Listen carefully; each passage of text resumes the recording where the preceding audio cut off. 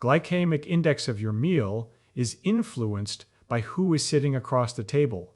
The same food, consumed in isolation versus in social company, produces different insulin responses, different inflammatory profiles, and different metabolic outcomes. This is not a claim about mood or mindset. It is a claim about parasympathetic tone, cortisol concentration, and vagally mediated digestive physiology, all of which are measurably different in the presence of trusted others before the first bite is taken. Communal meal was never primarily a social custom. It was a physiological design.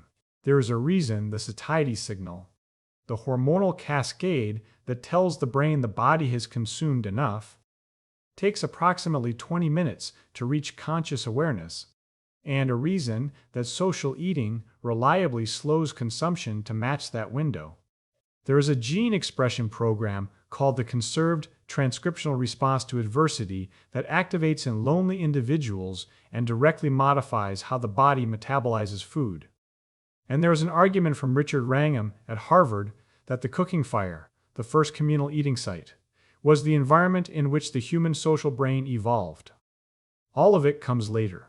Start with what happens to the body before the meal begins, because the physiology of digestion is already different by the time the person picks up the fork.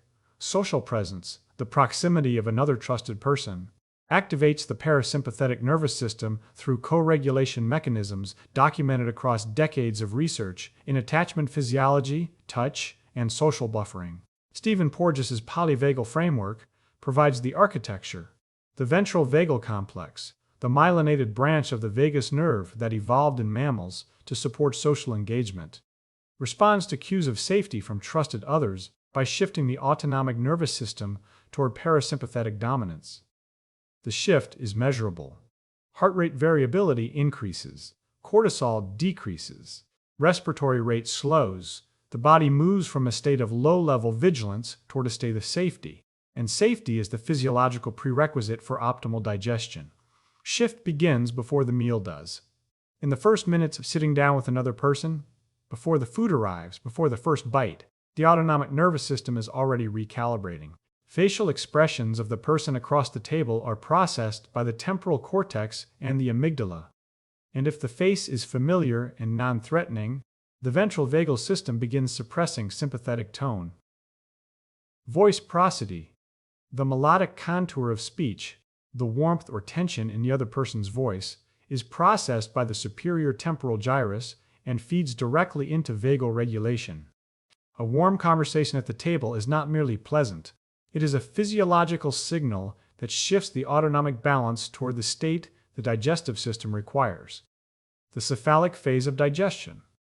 The anticipatory secretion of gastric acid and digestive enzymes triggered by the sight, smell, and thought of food is also vagally mediated.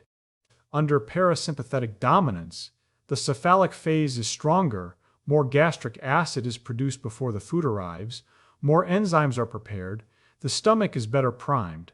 The person sitting down to eat with others in a state of parasympathetic activation is producing a stronger cephalic phase response than the person sitting down alone under lower vagal tone. The digestion is already better before the fork is lifted. This matters because the digestive system runs on parasympathetic control. The vagus nerve drives gastric acid secretion through the release of acetylcholine at the parietal cells of the stomach lining. It stimulates the release of digestive enzymes from the pancreas, lipase for fat digestion, amylase for carbohydrate breakdown, protease for protein cleavage, the molecular tools that break food into absorbable components. It governs intestinal motility, the rhythmic peristaltic contractions that move food through the gastrointestinal tract at the rate absorption requires. It controls the timing of bile release from the gallbladder, bile salts that emulsify dietary fat into droplets small enough for lipase to access. Every major component of digestive function is vagally mediated, and vagal tone is higher, measurably, reproducibly higher, in the presence of trusted social contact than in isolation. You have experienced this without naming it. The meal eaten with friends that settled easily, that produced no bloating, no heaviness, no reflux, and the identical meal eaten alone at the desk that sat in the stomach for an hour, that produced the specific discomfort of food that is present but not being processed efficiently. The food was the same. The parasympathetic context was different. The vagal tone that drives gastric emptying, enzyme release, and motility was running at different levels in the two situations, and the digestive experience reflected the difference. Body sitting down to eat with others is better prepared, physiologically, for the meal it is about to consume. Not because of psychology, because of vagal tone. Well, and here is what isolation does to this system. Because eating alone is not neutral, it is a specific physiological state with specific digestive consequences. A person eating alone, particularly a person eating alone habitually, as a daily pattern, rather than an occasional event, is eating under lower parasympathetic tone. Gastric acid secretion is reduced. Enzyme release is less robust. Motility may be altered. Too fast in some individuals, producing incomplete absorption, too slow in others, producing the bloating and discomfort that many people who eat alone report without connecting it to the social context of the meal. The food is identical. The digestion is not. Distinction sharpens with age. Parasympathetic function declines naturally across the lifespan. Vagal tone decreases, heart rate variability drops, the autonomic nervous system shifts gradually toward sympathetic dominance. The social buffering effect. The parasympathetic boost that trusted company provides becomes more important precisely as the baseline parasympathetic capacity is declining. The older adult eating alone is eating with lower baseline vagal tone and without the social augmentation that would partially compensate for the decline.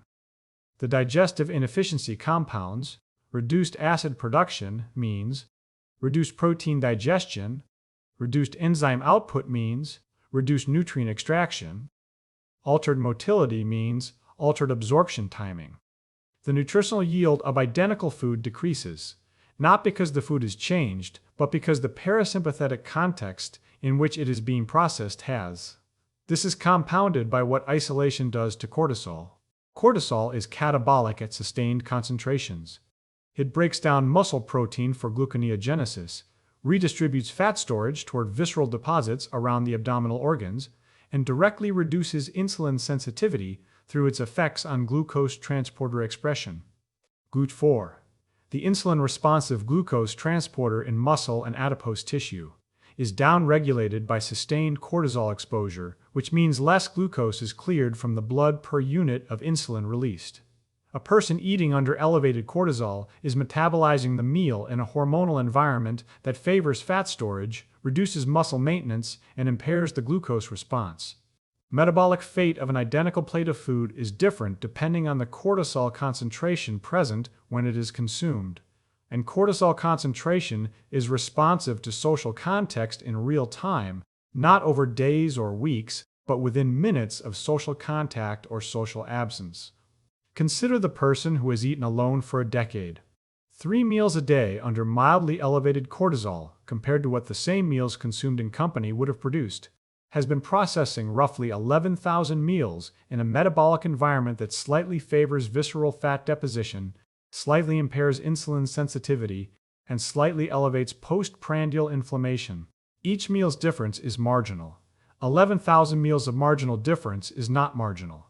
It is a metabolic trajectory, one that contributes to the body composition changes, the insulin resistance, and the chronic inflammatory load that characterize aging in socially isolated individuals. Now, the satiety signal. Because the speed at which food is consumed determines how much is consumed before the brain knows it has had enough. Satiety is not instantaneous. The hormonal cascade that produces the sensation of fullness, cholecystokinin from the duodenum, leptin from adipose tissue, and the mechanical stretch receptors in the stomach wall, takes approximately 20 minutes from the start of eating to produce conscious awareness that the body has consumed sufficient calories. This delay is not a design flaw.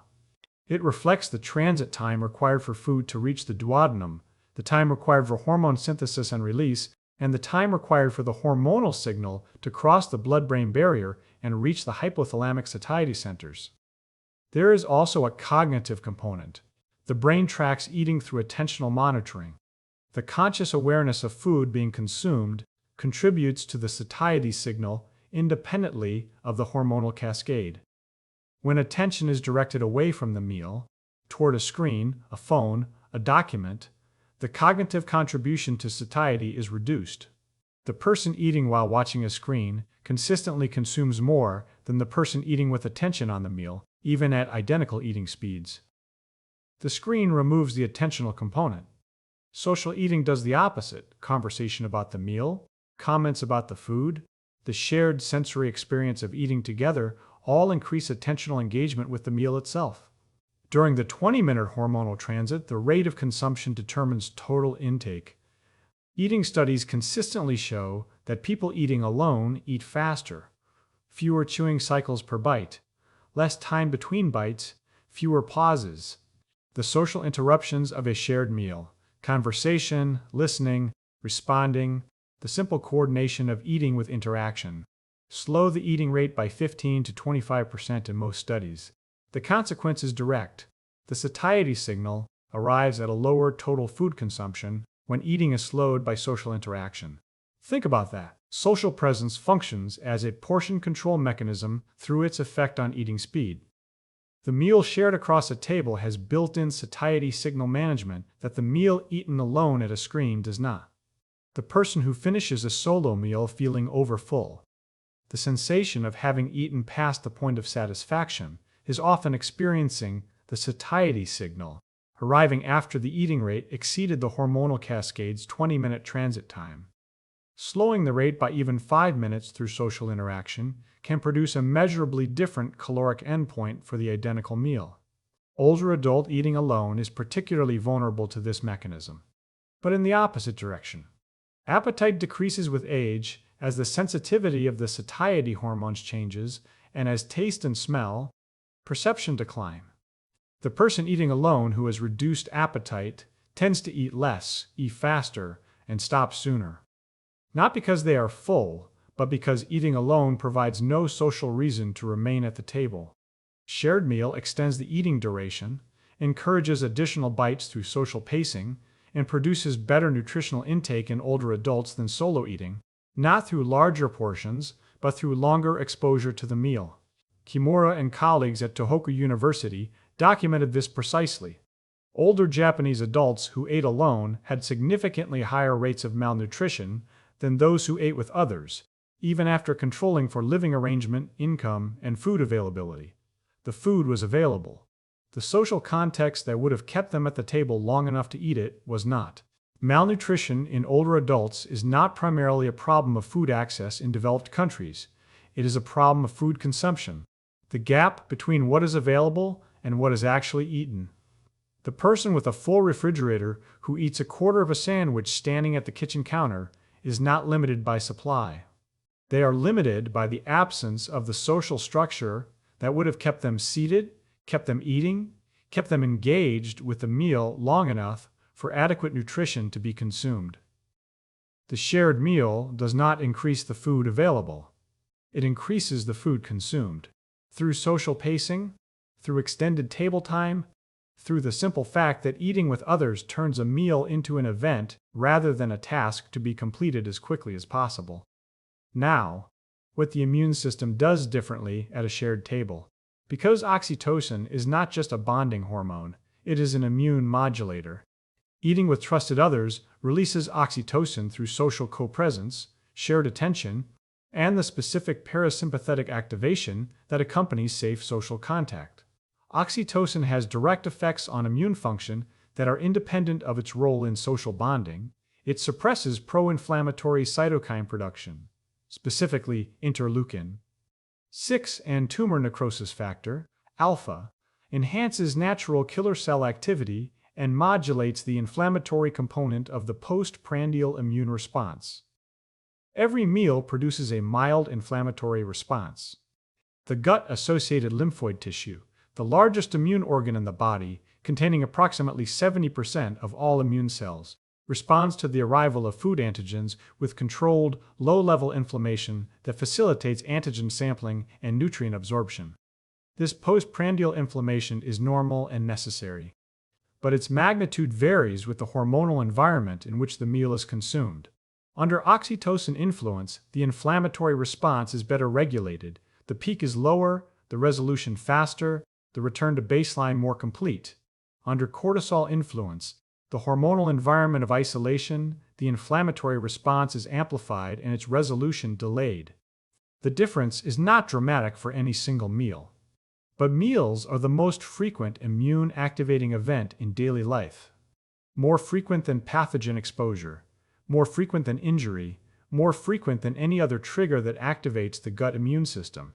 Person eating with others is running a better regulated immune response to their own meal than the person eating alone. Over 3 meals a day, 7 days a week, across decades. The cumulative difference in postprandial inflammatory load is substantial. Chronic, low-grade inflammation.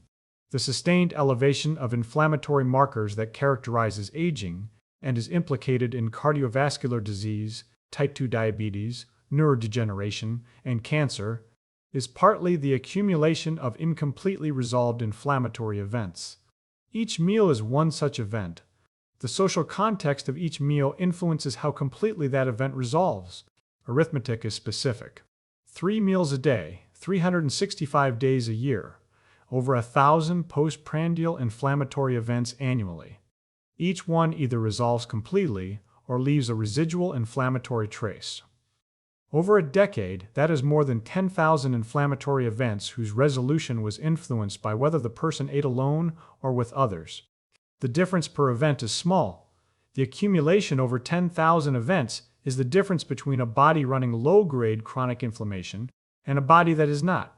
The cardiovascular risk, the insulin resistance, the neurodegenerative vulnerability, all partly downstream of this accumulation, and the variable that influences it most consistently is not what was eaten, it is who was present when it was eaten. And then, what chronic isolation does to the metabolism at the gene expression level. Because loneliness changes how the body processes food through a mechanism that operates beneath consciousness. There is a gene expression program that activates in lonely individuals. Steve Cole at UCLA called it the conserved transcriptional response to adversity, the CTRA. It upregulates approximately 300 inflammatory genes and simultaneously downregulates antiviral and antibody-related genes. The program evolved as a response to physical threat. Inflammation protects against wound infection, the most common consequence of predator attack, but it activates in response to perceived social isolation, regardless of whether physical threat is present. Lonely Body is running an inflammatory program designed for wound healing in an environment where no wound exists. Well, and the metabolic consequences are direct. The 300 upregulated inflammatory genes produce elevated baseline levels of pro-inflammatory cytokines, the same molecules that the oxytocin section described as amplifying postprandial inflammation. The CTRA does not wait for the meal to create the inflammatory environment. It establishes it in advance as a baseline state, running continuously in the background of every metabolic process the isolated person's body performs. The meal arrives into a body that is already inflamed. The postprandial inflammatory response adds to an inflammatory load that was elevated before the food was consumed. CTRA does not require total isolation to activate. It responds to perceived social disconnection, the subjective sense of being alone, which can occur in a person who lives with others but eats alone, who has acquaintances but no trusted daily social contact, who inhabits a populated environment but lacks the specific co-regulatory relationships that signal safety to the ventral vagal system.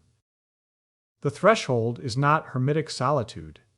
It is the absence of the social signals that the autonomic nervous system uses to determine safety. A person who eats every meal alone in a house shared with a spouse they are disconnected from may show CTRA activation comparable to a person living alone. Because the autonomic system is responding to the quality of social contact, not its mere presence. That finding is the one that reframed every meal I have eaten since, because it means the inflammatory environment in which you metabolize food is directly shaped by your social circumstances. Elevated inflammatory cytokines reduce insulin sensitivity through their effects on the insulin receptor signaling cascade. Specifically, TNF-alpha activates serine phosphorylation of insulin receptor substrate 1, which inhibits the normal tyrosine phosphorylation that insulin binding requires. The downstream effect is reduced glucose uptake by muscle and adipose tissue. More glucose remains in the blood for longer. More insulin must be secreted to clear it. The pancreatic beta cells work harder. The glucose curve after the meal is higher and longer. A person wearing a continuous glucose monitor would see the difference directly. The same meal, identical food, identical portion, identical macronutrient composition, consumed alone versus with trusted company would produce a measurably different glucose trace. The solo meal would show a higher peak, a longer time to return to baseline, and a larger area under the curve. The shared meal would show a lower peak, a faster return, and a smaller total glucose exposure. That is the finding that landed hardest for me, because it makes the abstraction concrete. The glucose monitor does not measure mood. It does not measure loneliness. It measures the metabolic consequence of social context in real time, in milligrams per deciliter, on a graph the person can see on their phone. Glycemic index of the meal is not a fixed property of the food. It is a property of the food in the metabolic context of the person consuming it. Social isolation changes that context at the level of gene expression. Physiology is clear. The question is where it came from. And the answer goes back a million years. Richard Wrangham at Harvard argued that the controlled use of fire for cooking, dated to at least 1 million years ago, was the single most important event in human evolution. But the argument that matters here is not what cooking did to food. It is what the cooking fire did to social structure. Fire required a fixed location and a social group to maintain and defend it. A fire left unattended dies. A fire maintained by one individual leaves that individual unable to forage. The cooking fire demanded cooperation. Someone to tend the fire, someone to gather the food, someone to prepare it, someone to watch for predators while the group was stationary and vulnerable. The fire produced the first communal eating site, a fixed location where a group gathered to prepare and consume food together, and where the social behaviors that coordination required, communication, role assignment, trust, reciprocity, were practiced daily for 1 million years. 1 million years is approximately 50,000 generations. 50,000 generations of natural selection in which the individuals who digested most efficiently in social settings, who extracted more nutrients, who stored energy more effectively, who maintained better immune regulation at the communal fire, had survival advantages over those who did not. The parasympathetic response to trusted social presence is not a psychological preference. It is a calibration that was selected for across geological time. The vagal tone that rises when you sit down with someone you trust is rising because 50,000 generations of ancestors who had that response outsurvived those who did not. Table is not a convenience. It is the environment in which the human social brain evolved. The parasympathetic activation that accompanies shared eating, the oxytocin release of trusted co-presence, the satiety signal management of socially paced consumption. These are not side effects of social dining. They are the physiological systems that evolved around the cooking fire over 1 million years of hominin development. The body expects the shared meal. It is calibrated for it. Solo eating is, in evolutionary terms, the aberration. Large epidemiological studies confirm what the physiology predicts. Eating alone is an independent predictor of worse health outcomes, controlling for income, food quality, physical activity, and social engagement in other domains. Kimura's Japanese cohort showed higher rates of depression, malnutrition, and cognitive decline in solo eaters. A 2019 UK study of 11,000 adults found that eating alone was more strongly associated with depression than any dietary variable measured. More than processed food consumption, more than sugar intake, more than fruit and vegetable adequacy. You see, That finding deserves emphasis. Nutritional science has spent decades studying what people eat, the macronutrient ratios, the glycemic load, the processed food content, the fiber intake, and this study found that the single dietary variable most strongly associated with depression was not any of those. It was whether the person ate alone. The social context of the meal predicted mental health outcomes more strongly than the nutritional content of the meal. The effect was not reducible to food quality. The health outcomes were worse even when nutritional variables were controlled. Pattern is sharpest in the population most likely to eat alone, adults over 65. Widowhood, retirement, reduced mobility, adult children living at a distance. The circumstances that produce solo eating concentrate in older adults. The person who ate every meal with family for 40 years and now eats every meal alone is not merely experiencing a social change. They are experiencing a physiological shift from parasympathetic dominant digestion to sympathetic leaning digestion, from oxytocin modulated immune responses to cortisol elevated immune responses, from socially paced eating that matched the satiety window to unregulated eating that may undershoot nutritional needs or overshoot caloric needs depending on the individual's appetite trajectory. Shift happened gradually. The consequences accumulate daily. And here is the part that matters most. They are modifiable. The physiology responds to the social context of the meal, not to the permanence of the social arrangement. A single shared meal produces the parasympathetic shift. A regular shared meal, even once a day, even with a neighbor rather than a spouse, even at a community center rather than a family table, produces the sustained autonomic environment that the physiology was calibrated for. The person who lost their partner and now eats every meal alone is not locked into the metabolic trajectory that isolation produces. One shared meal per day, lunch with a friend, dinner at a community table, breakfast with a neighbor, is sufficient to shift the autonomic baseline back toward parasympathetic dominance for the hours surrounding that meal. The cortisol drops, the vagal tone rises, the digestion improves. The postprandial inflammation resolves more completely. The physiology does not require a permanent household change. It requires the presence of another trusted person at a table for one meal, regularly enough to maintain the autonomic calibration the body was built to expect. Now, what the accumulation looks like across a lifetime. Communal meal produces a cluster of simultaneous physiological effects that no solo meal replicates. Improved digestive efficiency through the parasympathetic shift that social co-presence produces. Lower cortisol, higher vagal tone, stronger cephalic phase. Slowed eating through social interruption, matching consumption rate to the satiety signal's 20-minute transit time. Better regulated postprandial immune response through oxytocin. Improved insulin sensitivity through reduced CTRA-driven inflammation. Each of these effects is measurable. Each accumulates over a lifetime of meals. Over the decades between 40 and 80, 40,000 meals. The person who ate those 40,000 meals, predominantly with others, ran different cortisol curves, different digestive efficiency, different post-meal immune responses, and different metabolic outcomes than the person who ate them alone.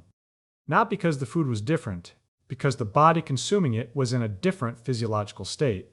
A state determined not by what was on the plate, but by who was at the table. Cumulative effect is not theoretical. It is the difference between 40,000 meals processed under parasympathetic dominance, with stronger cephalic phase, better enzyme output, lower inflammatory peaks, more complete resolution, and 40,000 meals processed under sympathetic leaning, with reduced vagal support, elevated cortisol, amplified postprandial inflammation, and impaired insulin sensitivity. The arteries that received 40,000 rounds of better resolved inflammation are different arteries from those that received 40,000 rounds of incompletely resolved inflammation. The pancreatic beta cells that secreted less insulin per meal for 40,000 meals are in a different state of functional reserve from those that were overworked for the same period. Think about that number. The meal is the most frequent physiological event of the day. Its context shapes the body more than almost any other variable because it acts 3 times daily, every day, for a lifetime. Every civilization, that ever produced a lasting social structure built its most important moments around a shared table.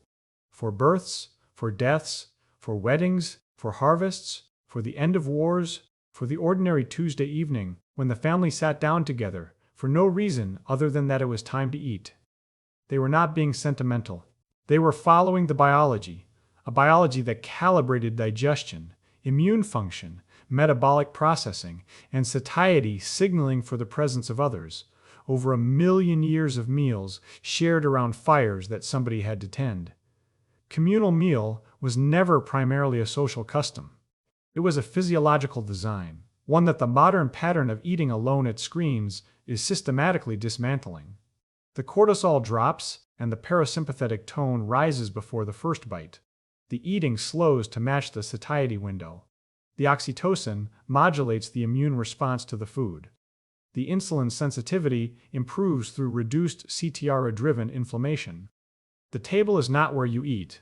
It is where the body performs best. That is not sentiment. That is physiology.